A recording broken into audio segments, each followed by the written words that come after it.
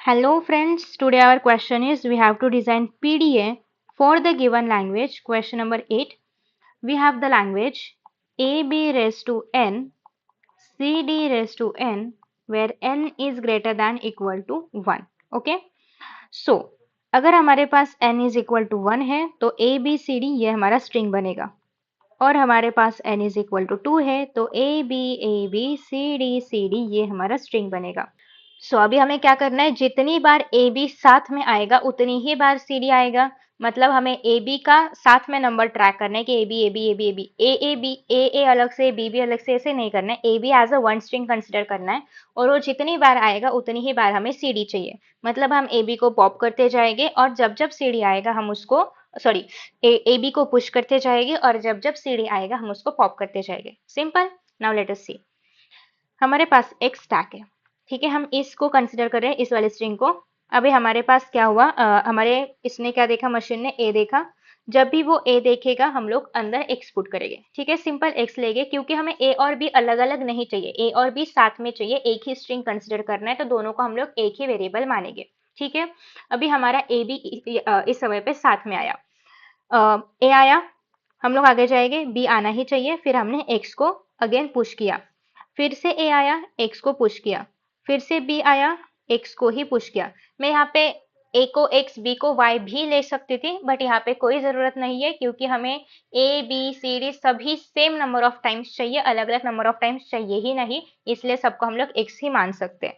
उसके बाद जैसे ही सी आएगा मैं इस एक्स को पॉप आउट करूंगी, फिर डी आया, will pop this x out, फिर सी आया, इसको पॉप करो, फिर डी आया, इसको पॉप करो। इसका मतलब ए बी जितनी बार आया है उतनी ही बार सी डी आ गया। ए आया, एक्स मतलब ए को रीड किया, एक्स को पुश करो, बी को रीड किया, एक्स को पुश करो, फिर से ए को रीड किया, पुश द एक्स, फिर से बी को रीड किया, एक्स को पुश करो, सी को रीड किया, एक्स को पॉप करो, डी को रीड किया, एक्स को पॉप करो, सी को रीड किया, फिर डी को रीड किया, एक्स को पॉप करो, एक्स को पॉप करो। ठीक है, तो इन दिस वे ये हमारा लॉजिक है। लेट अस ड्रॉ अपना स्टेट डायग्राम। इनिशियली हम लोग जो ए है उसको हम लोग ए को पुश कर रहे हैं क्या, नहीं, हम लोग को क्या करना है, एक्स को पुश करना है। तो हमने एक्चुअली एक ही आना चाहिए ना, हम लोग सेल्फ लूप नहीं लगा सकते क्योंकि एक बार में एक ही ए आएगा, ए ऐसे नहीं आ सकते। ठीक है, तो यहाँ पे इस क्वेश्चन में सेल्फ लूप नहीं लगा सकते हम लोग। ए आया, जेड नॉट को जेड नॉट ही रखेंगे क्योंकि हमें ए को पुश नहीं करना है स्टैक में, हमें क्या पुश करना है, एक्स को पुश करना है। तो जब भी आएगा हम लोग स्टैक में एक्स को पुश करेंगे। ठीक है, डन, ये बात हो गई। अभी हम लोग जाएंगे Q1 पे। जैसे ही हम लोग Q1 पे जाएंगे और हमें B मिलना चाहिए, फिर से A मिला, एक्सेप्टेड ही नहीं है, उसके ऊपर ट्रांजिशन ही नहीं दे रहे हम लोग। ठीक है, अभी B आया, B आया, B आने के बाद अपना टॉप पे क्या है, Z नॉट है और यहाँ पे क्या है, X Z नॉट है। ठीक है, हमने यहाँ पे क्या किया, X इनपुट दिया। ठीक है, तो X इनपुट देने के बाद ये क्या बना, X Z नॉट, चाहे तो आप लिख सकते हो, नहीं तो फिर सिर्फ X भी चलेगा, X Z नॉट है। उसके बाद नेक्स्ट है बी के मतलब बी जब रीड किया हम लोग ने तो बी के बदले क्या आना चाहिए, यहाँ पे एक्स आना चाहिए। तो पहले से ही ए का एक्स था, अभी ये बी का एक्स डबल एक्स बन गया। ठीक है, अभी हम लोग वापस क्यू नॉट पे आए। अभी हमें क्या पढ़ना है, मतलब जितने भी ए बी रहेंगे वो इस रूप में चलते जाएगा, पहला ए बी आया, दूसरा ए बी आया, तीसरा ए बी आया, जितने भी ए बी आए चलते जाएंगे। अभी हम लोग इस लूप से बाहर कब आएंगे, जब हमारा पहला सी एनकाउंटर होगा। जब भी सी आएगा हमें सी को अंदर वगैरह नहीं डालना है, हमें क्या करना है, जैसे ही सी आएगा जो भी ऊपर का टॉप ऑफ एक्स रहेगा उसको पॉप आउट करना है। ठीक है, जैसे ही सी आएगा जो भी एक्स रहेगा उसको पॉप आउट करना है। उसको पॉप करने के बाद अगला स्टेप अभी हम लोग देख रहे हैं। अगला स्टेप है कि सी तो चला गया, अभी क्या बचा हमारे पास, डी। सो हम लोग Q2 पे जाएंगे। अभी सी चला गया, अभी हमारे पास क्या है, डी है। डी भी आया, डी को भी ऊपर क्या दिख रहा है, एक्स ही दिख रहा है, डी भी क्या करेगा, एक्स को पॉप आउट Q3 पे चले जाएंगे। अभी ये हो गया पहला सीडी, फिर से सी आया तो हम लोग फिर से वापस Q2 पे जाएंगे। सी आया तो सी को हम लोग क्या करेंगे, पॉप आउट, मतलब सी आया तो एक्स को हम लोग क्या करेंगे, पॉप आउट। फिर से अगर डी आया, मतलब डी आना ही चाहिए ऑफ कोर्स, फिर से डी आया तो उसने क्या देखा कि ऊपर एक्स है, उसको क्या करो, पॉप आउट। ये तब तक चलते रहेगा जब तक एप्सिलॉन नहीं आ जाता, और जब एप्सिलॉन आएगा हम लोग इस लूप से बाहर निकल जाएंगे। ठीक है, आई होप आपको ये क्वेश्चन समझ में आ चुका है। अभी हम लोग बनाएंगे अपना टपल्स का टपल। ठीक है, तो हमारे पास सेट ऑफ स्टेट्स कितने हैं? Q2, Q3, Q4।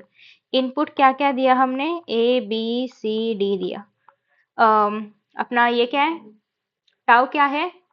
X और Z0, क्योंकि हम लोग यहाँ पे A B अंदर नहीं डाल रहे। ठीक है, उसके बाद नेक्स्ट ओके, नेक्स्ट क्या आता है? ट्रांजिशन टेबल हम लोग यहाँ पे नीचे बनाएंगे। Next is Q not only. फिर आता है, आई फॉरगॉट यार, Z0। हाँ, Z0 यहाँ पे हमारे पास क्या क्या है? Z0 ही है। F is Q4। अभी डेल्टा में देखो, initially Q0 A comma Z0 will give you Q0 comma Q1 comma Z0। ठीक है, फिर Q0 में X comma X will give you Q1 comma X। फिर Q1 में B comma Z0 will give you Q0 में X Z0। फिर Q1 में B comma X will give you Q0 में XX। डन। अभी फिर से Q0 में C कॉमा X, तो Q2 पे जाना है, एप्सिलॉन देखे क्योंकि पॉप फंक्शन है। फिर Q2 में D comma X, Q3 comma epsilon. फिर Q3 में C comma X, Q2 comma epsilon. फिर Q3 में epsilon comma Z0 will give you Q4 comma Z0। तो इन दिस वे आपको ये जो ट्रांजिशन स्टेट्स है इनको लिखने हैं। इसके बाद आपको अल्गोरिदम में स्टेप बाय स्टेप अल्गोरिदम लिखने हैं, जो भी लॉजिक हमने यूज किया था उसको। एक्सेप्टेड स्ट्रिंग कैसी है और रिजेक्टेड स्ट्रिंग क्या है वो लिखना है। कोई भी एक स्ट्रिंग जो रिजेक्टेड हो, जैसे कि A B B C D D ये रिजेक्टेड है, या A A B C C D ये रिजेक्टेड है, ऐसी कोई भी स्ट्रिंग जो भी रिजेक्टेड है वो आप लिख सकते हो। थोड़ा सा अलग लॉजिक है, but yes you have to write this. Okay, so I hope कि आपको ये वीडियो पसंद आया होगा। Thank you so much for watching this video and see you in the next video. Bye bye.